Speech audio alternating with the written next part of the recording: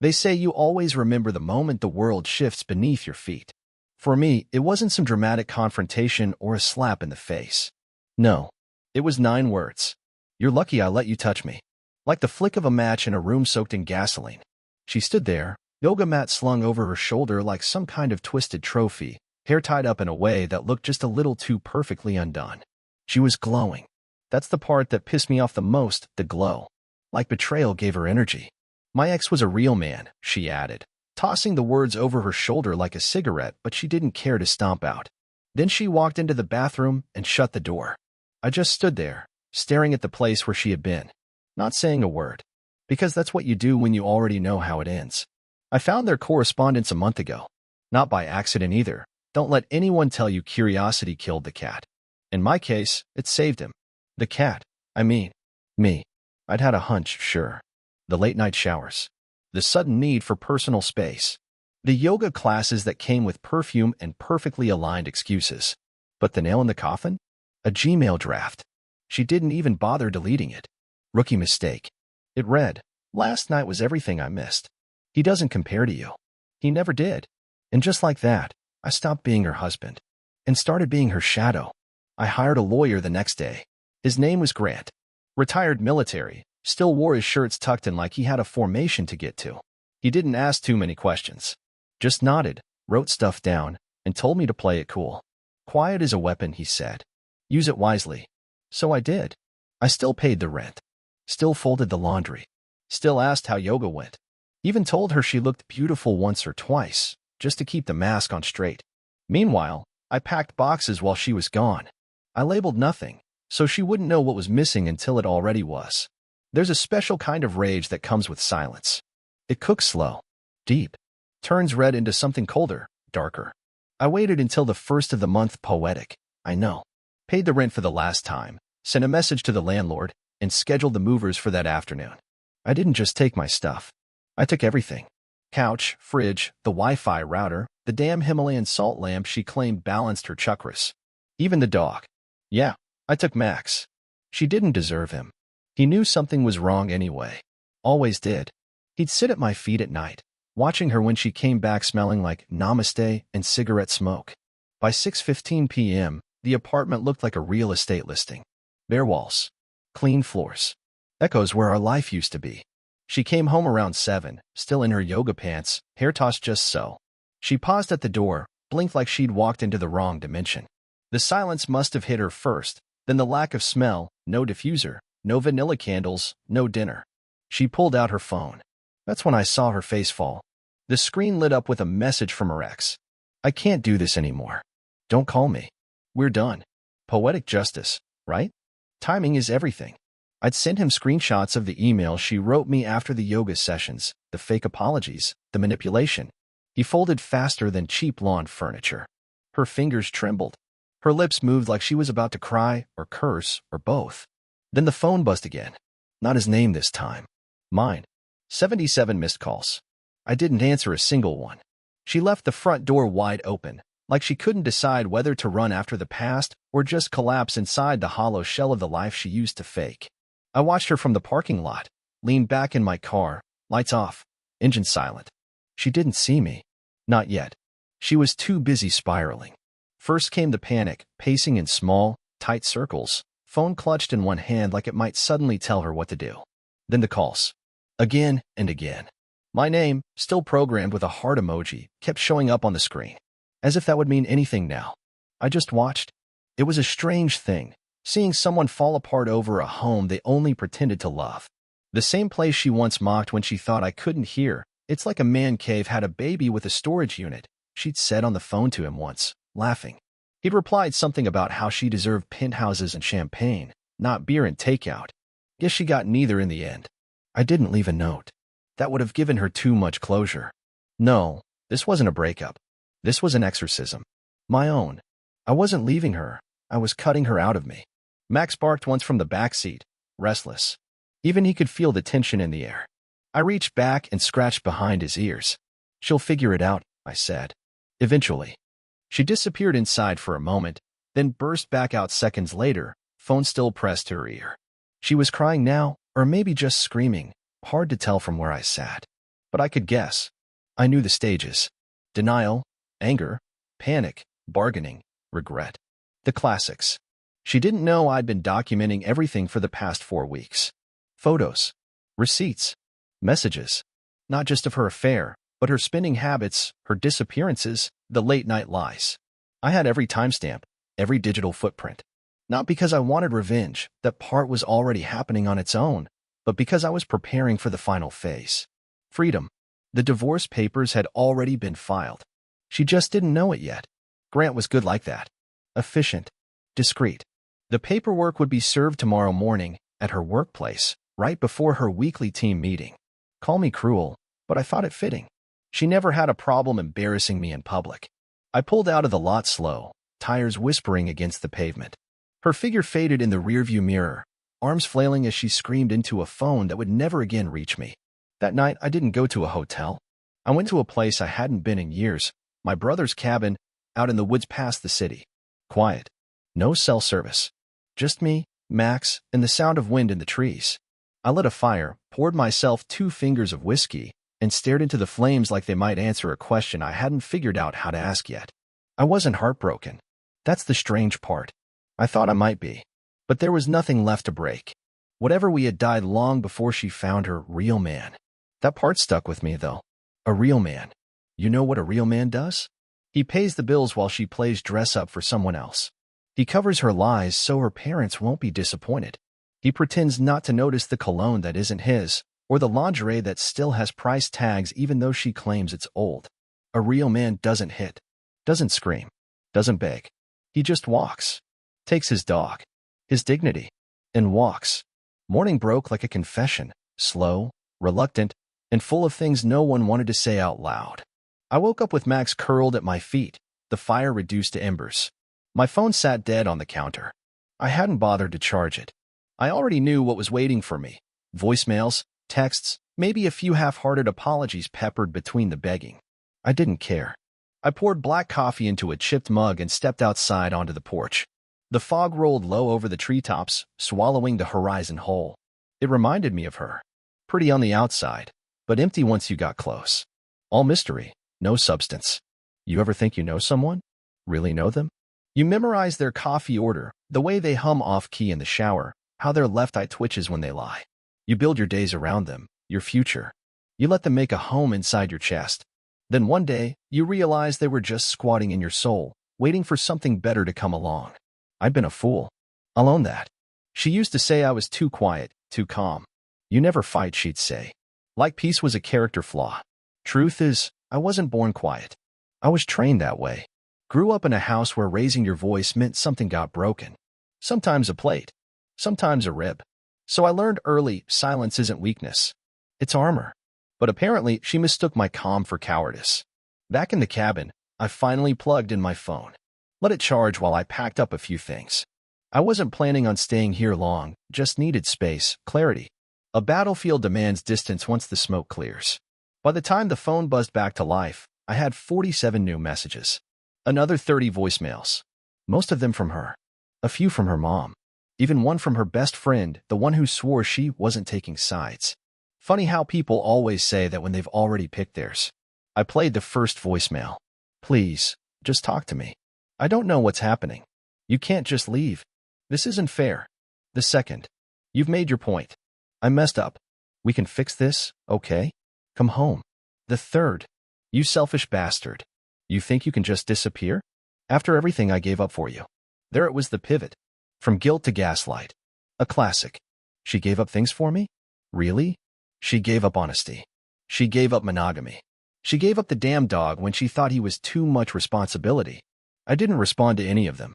Instead, I called Grant. Told him to proceed with phase 2. Financial disentanglement. Asset extraction. Legal decapitation, he called it.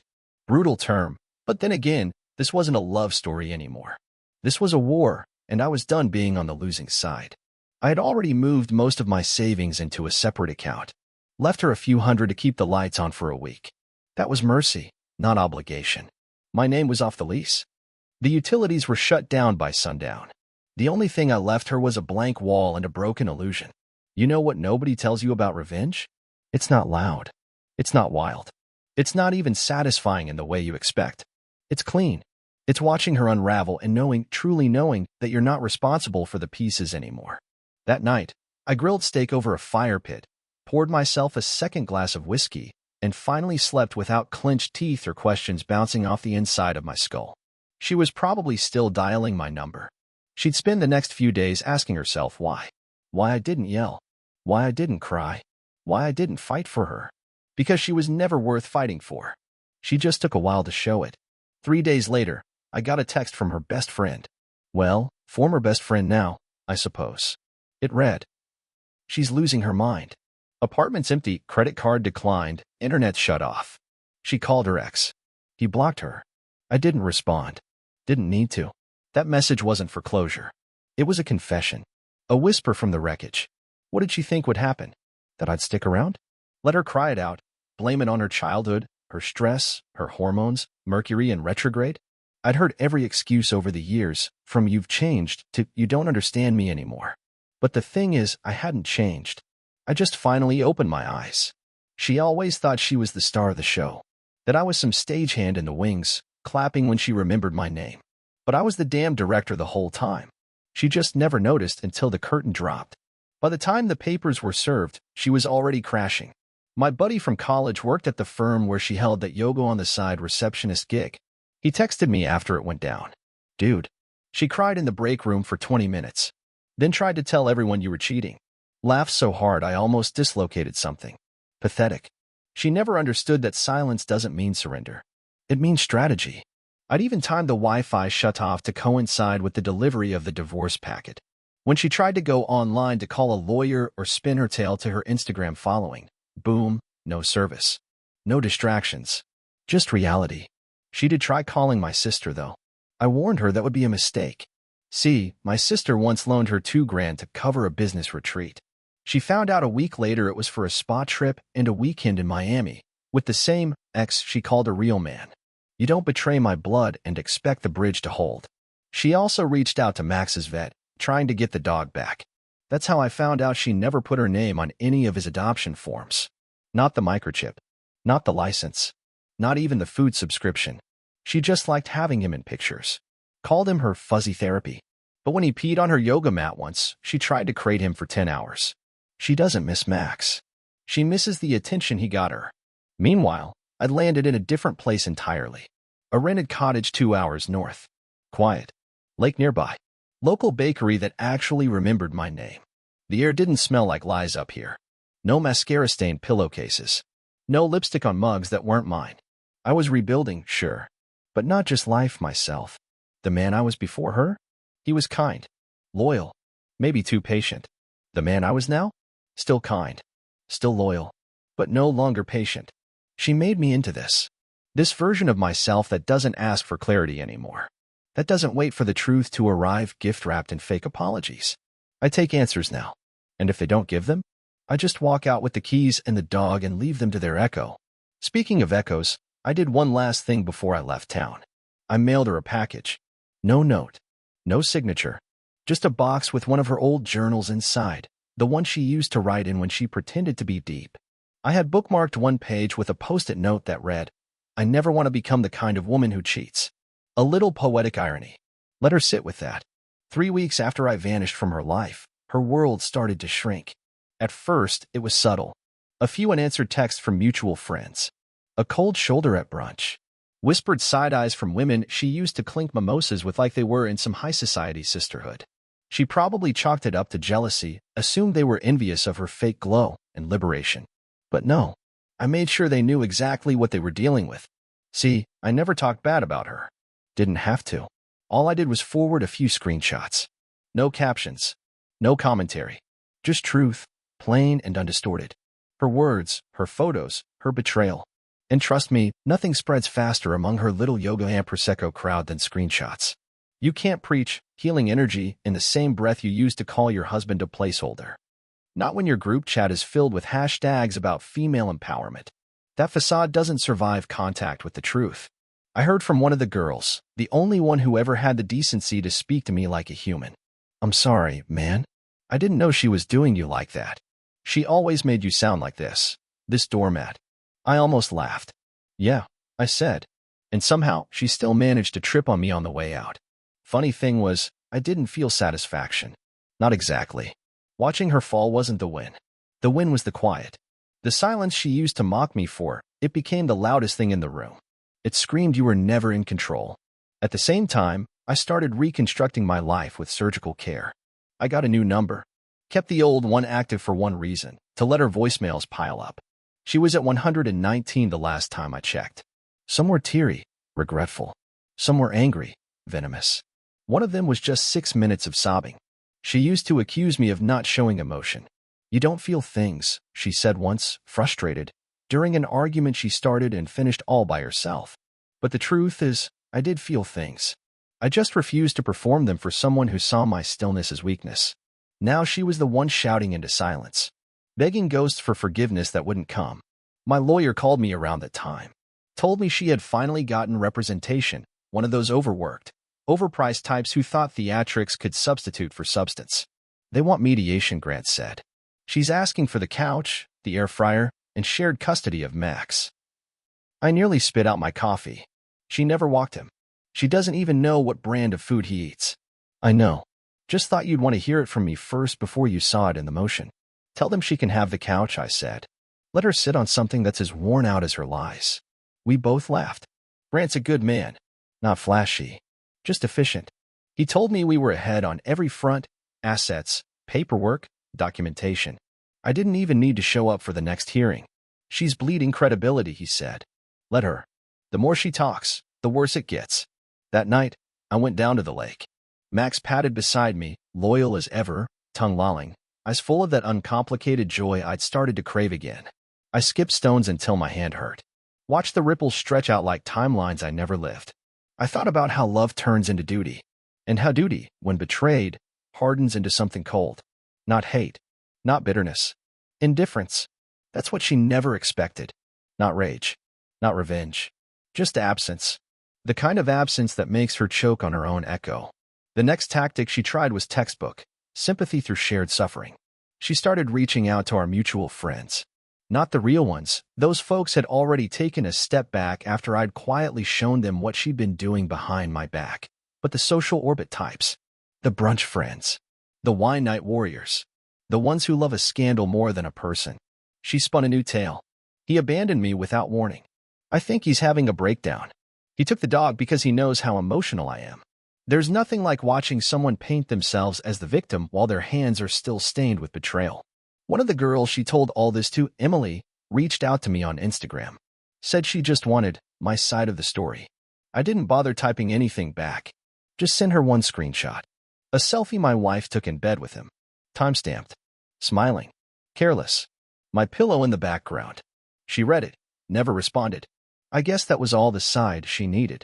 The next message I got was from her sister, the one who always acted too cool for family but somehow showed up to every holiday just to stir the pot.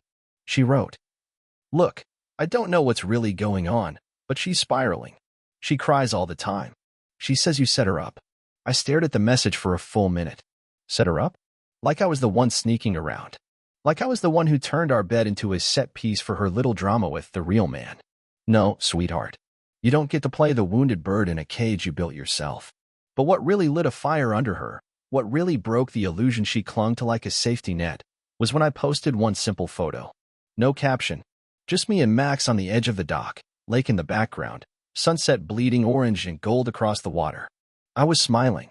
The kind of real, quiet smile you wear when your chest isn't hollow anymore. I didn't tag a location. Didn't name names. But the message was clear. I'm not hiding. I'm healing. And healing without her. That post got more likes than any photo we ever shared as a couple. Comments came in from old friends, coworkers, even people I hadn't talked to in years. Glad to see you doing well. You look lighter, man. Good for you. Max looks happier too. I knew she saw it. She was still following me from a burner account. I'd caught it weeks ago. No profile pic. No posts. Just one follower. Me. The rage must have been unreal. Because the next day, I got served. She filed a counterclaim. Wanted alimony. Claimed emotional distress. Said she was traumatized by the way I left. You know what I did? I sent her lawyer a flash drive. Full of time-stamped emails, photos, The burner phone messages I recovered from her cloud backup. Yeah, she never changed her password. Classic. There was even a voice memo she sent to her best friend, bragging about how easy it was to manipulate me. She called me a doormat with a wallet and a dog. I let the evidence speak. No anger. No threats. Just truth. That's the beauty of betrayal. If you keep receipts, you don't need revenge. You just need time. Grant called me 2 days later. She dropped the countersuit. Her lawyer probably told her to stop digging. Good, I said. Let her choke on the dust. There's something poetic about watching someone try to curate a perfect life while it publicly falls apart. Her Instagram went from yoga poses and green juice to motivational quotes in white script over black backgrounds. Things like, you never really know someone until they leave, and pain changes people. I almost admired the effort. Almost. But captions don't erase character. And Photoshop doesn't hide the mess when the lighting's all wrong and everything was starting to look wrong. Her friends had gone quiet online. She wasn't tagged in brunch photos anymore. The group selfie stopped. Even the one friend who used to comment on everything with Queen had gone dark. That's the thing about social clout. It's the first to jump ship when the likes drop and the lies float to the top. The woman who once posted every meal now couldn't even stage a latte. Then came the podcast. Yeah, she went on some third-tier, wine-soaked relationship podcast hosted by two women who call every breakup a spiritual awakening. She didn't say my name, but she didn't need to. I was with someone who kept me small, she said, voice trembling like she was auditioning for an indie film. He didn't understand my growth, my evolution. I needed something more aligned. One of the hosts gasped. So brave, she said. It takes so much courage to leave what's safe. He didn't leave, my wife corrected. I did emotionally. He just packed the boxes. I listened to the episode in my car, parked at the lake. Then I laughed so hard I nearly spilled my coffee. I packed the boxes? That's rich. She couldn't pack a gym bag without forgetting her water bottle. But sure, let's give her credit for the exodus. What they didn't know was that I'd been keeping a quiet record of everything. Not to weaponize it. Not yet. Just for myself. For the part of me that used to question if I was overreacting. Was I too cold? Too calculated? Then I'd go back and replay that audio file of her moaning his name from our bed, recorded by the motion-activated camera I had when I stopped trusting the hours between 6 p.m. and midnight. Nope, not overreacting. Just awake. And apparently, I wasn't the only one who saw through her bravery. Her cousin, Natalie, reached out. We'd never been close. She was one of those family-adjacent types that floated in and out of barbecues and birthdays. Hey, she wrote, not trying to get involved, but, you okay? I didn't answer right away. She messaged again. Saw the podcast. She's rewriting history. So I sent her 3 screenshots. No preamble. One was a selfie of my ex with a glass of wine in hand, captioned, when your real man knows your curves and your chaos. The other was a text chain where she bragged about sleeping with him in our apartment while I was probably off coding or being boring. And the last? That same man, the real one, breaking up with her via text. Natalie didn't reply for a day. Then, you didn't deserve that. She's not well. I won't repeat this. Just wanted to say I see you. Kind words. Unexpected. Didn't fix anything, but that's not what I needed. I didn't want fixing. I wanted clarity. The illusion was gone. Not just for me. For her friends, her family, her followers. She kept trying to tell a story with herself as the heroine, but people were finally starting to read between the lines. And all they saw was red flags. Meanwhile, I was building. New place. New routine. New rules. No more justifying things that didn't feel right. No more shrinking to make someone else feel taller. She was shrinking now. And this time, I wasn't there to hold her up. Life has a way of rewarding you when you stop asking it to explain itself. It was a Thursday, gray skies, light rain. The kind of day that feels like nothing important should happen. But it did. I got a call from an old client. Well, not a client really. More like a guy I did a favor for years ago, back when I was still doing side work, helping small businesses with marketing, logistics, a bit of branding cleanup. He was launching a startup then, trying to build something real in a world full of pitch decks and Ponzi schemes. Back then, I didn't charge him a dime. Just gave him what I could. Solid advice. Clean work. Call it even. I'd said, just pay it forward. Well, he did. Paid it forward and then some. Now he runs one of the fastest growing logistics firms in the region. And apparently, he never forgot my name. I heard about your situation, he said bluntly. Saw your name come up in an article about that yoga influencer meltdown. Oh, so it's public now. She must have tried to go viral with her podcast performance, hoping the internet would hold her while the real world let her fall. I've got a position, he continued. Flexible, remote optional, but high stakes. You built systems I still use. I need someone I can trust. I said yes before he finished the offer. Not for the money, though the salary was double what I used to make, but because I realized something as I hung up. I wasn't rebuilding. I was rising. The life I had before wasn't a foundation. It was a cage dressed in wallpaper. Pretty enough to ignore the bars if you didn't look too closely. But now, every step forward felt like reclaiming a part of myself I didn't even know had gone missing. That night, I opened a bottle of bourbon I'd been saving. Not for an occasion, just because it felt good to stop saving things. I poured a glass, sat by the fire, and let Max curl up by my feet. Rain tapped against the windows like a soundtrack to a new chapter. Then my phone buzzed. It was her. Of course it was. She'd switched tactics again. This time, it was nostalgia. Remember that bookstore in Maine we always talked about retiring to? I saw a photo of it today. Made me think of you. I stared at the message. Funny thing was, I had thought about that bookstore recently, just not with her in it. She ruined that dream when she let another man unwrap her vows like a joke. Now that bookstore belonged to someone else. Maybe to me, maybe not, but definitely not her. I didn't reply. She followed up 2 hours later. I know I hurt you. I know I messed up. I still see you in everything. Still no reply. Then one more. Can we talk? Please. Just one call. Just one. It took me half a second to delete the thread. Because here's the truth. People don't miss you. They miss your stability, your loyalty, your ability to forgive what should have been unforgivable. She didn't want me back. She wanted the version of herself she got to pretend to be when I was around. The grounded one, the loved one, the good one. But she wasn't any of those things. Not anymore. Maybe not ever. The next morning, I accepted the job officially, signed a contract, and updated my resume. Not just professionally, personally. Under experience, I could have listed. Carried the weight of 2 people for 5 years. Learned the hard way what silence can do. Built peace from the ashes of betrayal. References available upon request. She made a video. Of course she did. Phone held high. Voice trembling just enough to seem real. Tears brimming in the corners of her eyes, but never falling. That would have ruined the mascara. It opened with her signature soft tone. The one she used when she wanted to sound innocent. Like the kind of woman the world had wronged. This is really hard for me to talk about. Cue dramatic pause. Eyes glancing down. Deep breath. I've been silent out of respect. But the truth is, sometimes people we trust the most turn out to be strangers. She called it her truth. Not the truth. That distinction matters. She didn't name me. Legally, she knew better. But everything she said made it obvious. Anyone who followed us when we were married, and there were plenty, would know. She framed herself as the woman left behind. The abandoned one. Said I was emotionally unavailable. Cold. Too focused on work. Claimed I weaponized silence and withheld affection. That one got me. Withheld affection?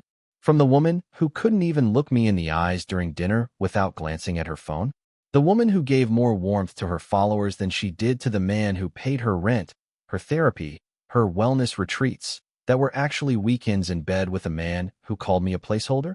Sure. Let her speak. Let her perform. Because all lies have one thing in common. They need maintenance. And she was running out of tools. Her followers started commenting. At first, the usual suspects chimed in.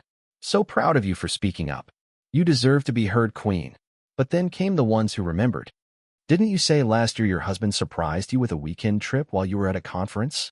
Weren't you living in his apartment after quitting your job to pursue coaching? Didn't he adopt your dog because you said you couldn't handle the commitment? The cracks showed fast. Even faster when someone, I'll never know who, dropped a screen recording of her old messages. The real ones. The raw ones. Where she bragged, mocked, laughed. The clip made its rounds on TikTok and Reddit within hours. Suddenly, the queen of emotional maturity looked a lot more like a fraud and borrowed virtue. She tried to pivot, deleted the video, made her profile private, posted a black square with the caption, "Taking time to heal. Please respect my privacy." Right. Privacy. The same privacy she burned when she turned our life into a sideshow. And while she scrambled for a new narrative, I didn't say a word. I let her burn in the silence she once mocked. Because that was the point, wasn't it? She always thought silence was a weakness. But silence is patience. It's timing. It's control. And when you've already won, you don't need to scream about it. You just wait. She once told me, you never raise your voice. It's like nothing touches you. She was wrong. I just don't waste my breath on people who already made their choice. And her choice was clear. Long before she clicked record. It came on a Sunday. The kind of quiet day that used to be sacred. Back when pancakes meant something, when laundry got folded together, and we'd argue about who made the better playlist. Back before the rot. She showed up at the lake house. My lake house now. I saw her from the kitchen window, a hair undone, makeup barely there, trying to look fragile in that just woke up like this sort of way that's more curated than candid. She was wearing my old college hoodie. I hadn't seen it in a year. Must have dug it out of some box to try and summon a ghost. Max barked once, low and sharp, then went quiet. Even he didn't care anymore. I didn't open the door. Instead, I waited. She hesitated on the porch, arms crossed, lips moving like she was rehearsing something. Probably had a monologue ready. Something about fate, regret, destiny. Words that mean nothing when they're spoken after you've already torched the bridge. She knocked once, twice, then again, this time softer. Like maybe if the knock was gentle enough, it would undo what she did in that bed that wasn't hers. With that man who wasn't me. Finally, she said my name. Please, just talk to me. 5 minutes. I didn't move. She stayed a little longer. Sat down on the steps like she was auditioning for a tragedy no one was watching anymore. And maybe she thought the cold air or the weight of the silence would drag me out, make me feel something. But all I felt was peace. The kind that doesn't need proof, doesn't need revenge, just distance. Eventually she stood, rubbed her hands together like maybe she'd leave the guilt behind on the porch. Before she walked away, she reached into her bag, pulled out an envelope. Thick, yellow, legal-looking. She slid it under the door. Then she was gone. I waited 15 minutes before picking it up. Inside was a letter. Handwritten. Not typed. She always said writing by hand made things feel honest. That was before I found out her idea of honesty was a flexible thing. The letter was 5 pages. Front and back. She used the word sorry 12 times. But accountable? Not once. She told me she was lost. That I made her feel too safe. That safety turned into boredom. That boredom turned into curiosity. And curiosity led to him. She called it a moment of weakness. Said it didn't mean anything. Claimed she missed me. Missed us. Said she was willing to start over. Even suggested therapy. Marriage counseling. We owe it to our history, she wrote. History? No. History is written by the people who survive it, not the ones who run from it. She included a photo, to us on our honeymoon. Smiling. The sun behind us. My hand on her hip. Her eyes locked on mine. A lie caught in a snapshot. I burned the letter. Didn't bother keeping a copy. Some ashes belonged to the wind. That night, I poured a drink and went out to the dock. Max lay at my feet, the stars above like tiny fragments of the past. She'd knocked, and I hadn't opened. That wasn't petty. That wasn't cruel. That was healing. Sometimes, the greatest act of power isn't what you do. It's what you refuse to do. A week passed after the knock. No more letters. No more voicemails. Just digital silence, the kind that feels less like peace and more like a countdown. And then it hit. I was scrolling one evening, mindlessly checking news headlines while Max snored at my feet, when I saw it. A post from her. One last attempt to resurrect the persona. It was a photo of us. Us. An old one, stolen from my private account. From back when I still believed vows were stronger than temptation. We were on the beach, arms tangled, her head tucked into my neck. We looked happy, but even the photo didn't know what was coming. She captioned it. Healing isn't linear. Sometimes the people we lose are the ones who taught us the most. I'm grateful for the lessons, even the painful ones. Truth? Forgiveness? She couldn't even spell accountability when it stared her in the face, let alone tag it. That photo, my photo, got over 1,000 likes in a day. The comments section was a mess of faux empathy and misguided cheerleading. You're so brave. He doesn't know what he lost. Some people just can't handle a strong woman. That last one? That one almost made me laugh. Not because she was strong, but because they didn't realize strength isn't measured by who can hurt someone and walk away smiling. It's measured by who can survive it and still stay kind. She didn't want healing. She wanted control.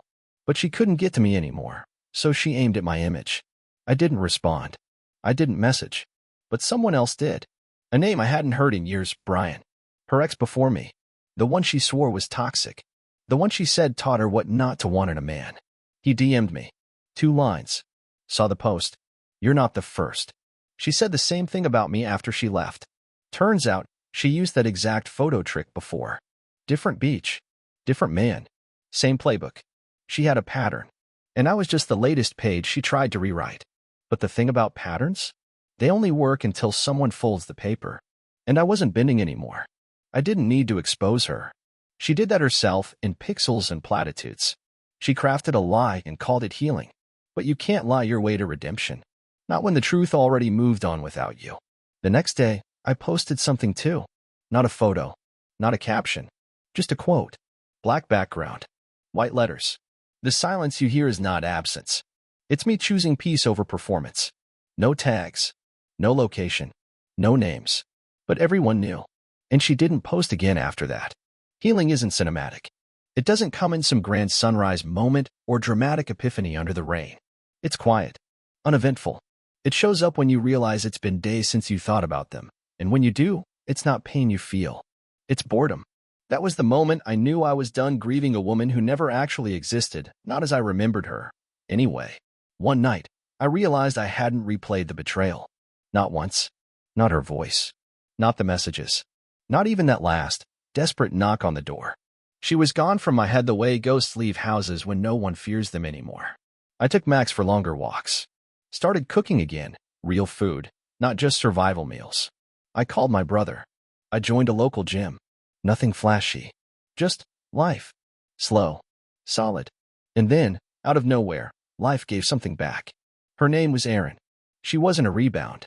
She wasn't a reaction. She was a reset. I met her at the Lake hardware store of all places. She was looking for the right size screws for a shelf she was building. Had this no-nonsense energy about her, like someone who never relied on anyone but still hadn't lost the capacity for kindness. She asked if I knew the difference between a Phillips and a flathead. I made a joke about X's and screwdrivers. She laughed, and it was real. The kind of laugh that doesn't need to mean anything more than exactly what it is. Over the next few weeks, we bumped into each other. A lot. Same bakery. Same dog park. Same bookshop. It wasn't fate. It was just timing. When we finally sat down for coffee, there was no pretending. No posturing.